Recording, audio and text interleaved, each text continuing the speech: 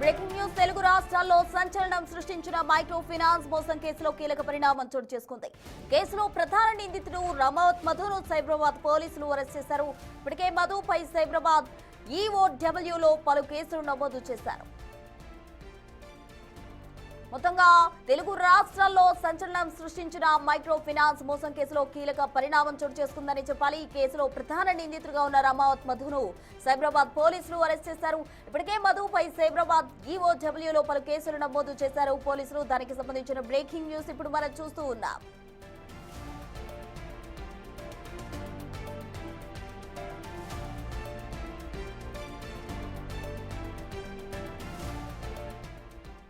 కేసుకు సంబంధించిన నిందితుడు మధు గత కొంతకాలంగా పరారీలో ఉన్నాడు. అయితే ఎట్టకేలకు పోలీసులు అతన్ని అదుపులోకి తీసుకున్నారు. తాజా అప్డేట్స్ అందించేందుకు మా ప్రతినిధి సాగర్ సిద్ధంగా ఉన్నారు.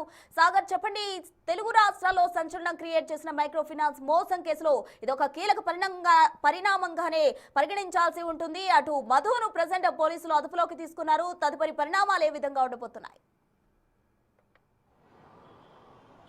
ప్రస్తుతం ఖచ్చితంగా ఇది ఒక కీలక అప్డేట్గా చెప్పుకోవచ్చు. సంచలనం సృష్టించినటువంటి ఈ కేసులో ఎట్టకేలకు పోలీసులు రమావత్ మధును అరెస్ట్ చేశారు. సో మంగ్లీ పేరు చెప్పి పెద్ద ఎత్తున డబ్బులు వసూలు చేశాడన్న ఆరోపణలున్నాయి. 2 రోజులుగా నాటకీయ పరిణామాలు జరుగుతున్నాయి. ఈ కేసులో మంగ్లీ పంజాగుట్ట పోలీస్ స్టేషన్కి రావడం, అడ్వకేట్ సుబ్బారావు మంగ్లీ పైన, మధు పైన, మంగ్లీ సోదరుడి పైన కేసు నమోదు చేయడం, అనంతరం డీజీపీకి సిపిలకు పరస్పరం ఇద్దరు ఫిర్యాదు చేయడం. సో ఈ కేసులో మొదటి నుంచి కూడా అనేక ఆరోపణలు ఉన్నాయి.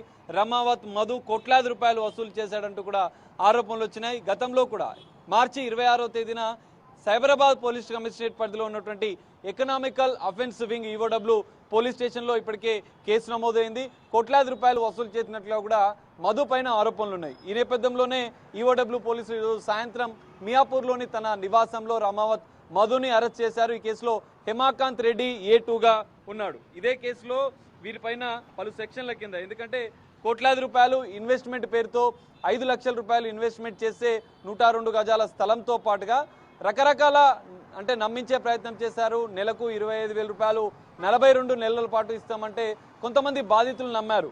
ఈ కేసులో ఈఓడబ్ల్యూలో కేసులో నమోదైనటువంటి కేసులో మాత్రం 33 మంది బాధితులు మొత్తం 6 కోట్లకు పైగా చెల్లించినట్లు కూడా ఆధారాలతో సహా పోలీసులకు మార్చి 26వ తేదీన ఫిర్యాదు చేశారు. మనం చూడొచ్చు, మొత్తం 31 మంది 5 లక్షలు, 10 లక్షలు, ఈ రకాలుగా 6.5 కోట్ల రూపాయలు వసూలు చేసినట్లు కూడా వాళ్ళు ఆధారాలు చూపించారు. శుభక్షేత్ర ఇన్ఫ్రాస్ట్రక్చర్ ప్రాజెక్ట్ అనే పేరుతో ఇప్పటికే రమావత్ మధు అనేక నల్గొండ జిల్లాలో కేసులు నమోదయ్యాయి, కర్నూలు జిల్లాలో, గద్వాల్లో నమోదయ్యాయి. అనేక రాష్ట్ర వ్యాప్తంగా 2 తెలుగు రాష్ట్రాల్లో కూడా రమావత్ మధు పైన కేసులున్నాయి. గతంలో సిఐడి కేసు నమోదు చేసింది. ఆ కేసులో బాలాజీ నాయక్తో పాటుగా రమావత్ మధు అరెస్ట్ అయ్యారు. కానీ తాజాగా పంజాగుట్ట పోలీస్ స్టేషన్లో కేసు నమోదైన అనంతరం కూడా అనేక ప్రచారం జరుగుతుంది. మంగ్లీ పేరుతో రమావత్ మధు పెద్ద ఎత్తున డబ్బులు వసూలు చేశాడంటూ కూడా నిన్న మంగ్లీ డీజీపీకి ఇచ్చిన ఫిర్యాదులో కూడా మధు పైన కూడా ఫిర్యాదు చేసినట్లుగా కూడా ఆమె పేర్కొన్నారు. వీరంతా కలిసి నా పేరుతో మోసాలకు పాల్పడుతున్నట్లుగా కూడా మంగ్లీ సంచలన ఆరోపణలు చేసిన నేపథ్యం కనిపిస్తుంది. సో ఎట్టకేలకు ఈఓడబ్ల్యూ పోలీసులు అయితే రమావత్ మధుని అరెస్ట్ చేశారు. కోట్లాది రూపాయలు, జనరల్గా అందరూ అనుకుంటున్నారు ఈ కేసులో 100 కోట్లు, 200 కోట్లు మోసాలు జరిగాయి. కానీ ఈఓడబ్ల్యూలో నమోదైన కేసు మాత్రం 6.5 కోట్లకు నమోదైనట్లు తెలుస్తుంది. మొత్తం 30 మంది బాధితులు ఇక్కడ ఉన్నారు. అయితే దేవరకొండ, నల్గొండ జిల్లాలో ఇంకా వందలాది మంది బాధితులు ఉన్నారు. మరోవైపు కర్నూలు జిల్లాలో బాధితులు ఉన్నారు. ఇటు గద్వాల్ జిల్లాలో బాధితులు ఉన్నారు. రమావత్ మధు మనం చూసాం, ఆయన మొదటి నుంచి కూడా పెద్ద ఎత్తున మోసాలకు పాల్పడడం, ఇన్వెస్ట్మెంట్ల పేరుతో డబ్బులు ఒక సామాజిక వర్గాన్ని టార్గెట్గా చేస్తూ డబ్బులు వసూలు చేసినట్లుగా కూడా పోలీసుల దర్యాప్తులో తేలింది. సిఐడి పోలీసులు గతంలో అరెస్ట్ చేశారు. తాజాగా ఈ అంశం మంగ్లీ పేరు తెర మీదకి రావడం, అనంతరం సుబ్బారావు పంజాగుట్ట పోలీస్ స్టేషన్లో ఫిర్యాదు చేయడం, ఫిర్యాదు చేసిన అనంతరం మంగ్లీ నేరుగా వచ్చి వారిపైన ఫిర్యాదు చేయడం, ఇవన్నీ కూడా 2 రోజులుగా ఈ వివాదం అనేది కొనసాగుతున్న నేపథ్యంలో ఈఓడబ్ల్యూ పోలీసులు ఎట్టకేలకు రమావత్ మధును అరెస్ట్ చేశారు. మధుని విచారిస్తే ఎవరి పాత్ర తేలుతుందనేది ఇక్కడ కొంత ప్రశ్నార్థకంగా మారింది. ఎందుకంటే మొదటి నుంచి కూడా బాధితులు కొంతమంది ఇటు సుబ్బారావు మంగ్లీ పేరు చెప్పి డబ్బులు వసూలు చేసినట్లుగా కూడా ఆరోపణలు చేసిన నేపథ్యంలో ఇప్పుడు రమావత్ మధు పోలీసుల కన్ఫెషన్లో విచారణలో ఎవరెవరి పేర్లు చెప్తాడు, ఎవరి పాత్ర ఉంది, ఇన్వెస్ట్మెంట్ పేరుతో ఏ విధంగా మోసాలు చేశారనేది పోలీసుల దర్యాప్తులో బయటపడే అవకాశాలు కనిపిస్తున్నాయి. ఈ కేసులో A2గా ఉన్నటువంటి హేమాకాంత్ రెడ్డిని కూడా పోలీసులు త్వరలో అరెస్ట్ చేసే అవకాశాలు ఉంది.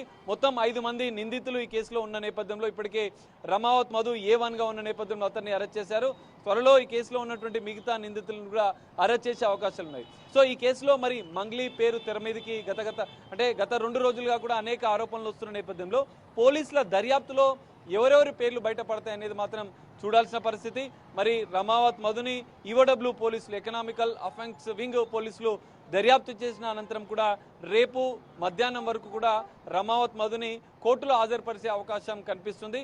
మరి విచారణలో ఎవరెవరి పేర్లు తెరుస్తాయి, ఎవరెవరి పాత్ర ఇందులో ఇన్వెస్ట్మెంట్ ఫ్రాడ్ కేసులో కోట్లాది రూపాయలు ఎలా వసూలు చేశారు, ఆ డబ్బును ఎవరెవరి ఖాతాలకు మళ్లించారనేది కూడా పోలీసుల దర్యాప్తులో తెలిసే అవకాశం కనిపిస్తుంది.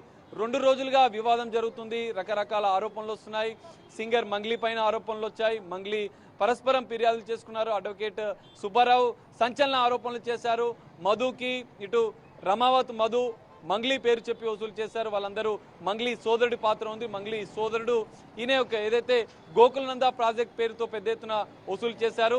2 ఎకరాల్లో వెంచర్ చేస్తున్నట్లు కూడా ప్రజలను నమ్మించారు. ఆ బ్రోచర్లన్నీ కూడా కొట్టించి ప్రజలను ఇన్వెస్ట్మెంట్ పేరుతో ఆకర్షించారు. పెద్ద ఎత్తున లాభాలు ఇస్తాం, 5%, 10% నెల వడ్డీలు చెల్లిస్తామంటూ నమ్మించి కోట్లాది రూపాయలు వసూలు చేసినట్లు కూడా రమావత్ మధు పైన ఆరోపణలు ఉన్నాయి. మంగ్లీ పాత్ర ఇందులో ఉందా లేదా అనేది పోలీసుల దర్యాప్తులో వెల్లడే అవకాశం కనిపిస్తుంది. సో రమావత్ మధు విచారణలో ఎలాంటి అంశాలు వెల్లోకి వస్తాయి, తెర వెనుక ఉన్నటువంటి ఎవరు ఈ విధంగా ఇన్వెస్ట్మెంట్ పేరుతో వసూలు చేశారు, ఆ డబ్బులను ఎక్కడికి తరలించాలనేది ఈఓడబ్ల్యూ పోలీసుల దర్యాప్తులో తెలిసే అవకాశం కనిపిస్తుంది. మరి పోలీసులు దర్యాప్తులో ఏ అంశాలు వెల్లోకి వస్తాయి, రేపు మాత్రం రమావత్ మధుని విచారించిన అనంతరం రేపు కోర్టుకు తరలించే అవకాశాలు కనిపిస్తున్నాయి. ప్రస్తుతం 2 రోజులు జరుగుతున్న ఈ కేసు విచారణలో 2 రోజులుగా జరుగుతున్నటువంటి ఈ కేసులో రమావత్ మధు విచారణలో ఎవరెవరి అంశాలు తెరపైకి వస్తాయి, ఎవరెవరి పేర్లు తెరపైకి వస్తాయి అనేది మాత్రం కొంత సస్పెన్స్గా మారింది. సో రేపు విచారణ అనంతరం కూడా ఈ అంశాలపైన కొంత క్లారిటీ వచ్చే అవకాశాలు కూడా కనిపిస్తున్నాయి. ప్రస్తుతం రైట్ సాగర్, థ్యాంక్ యూ.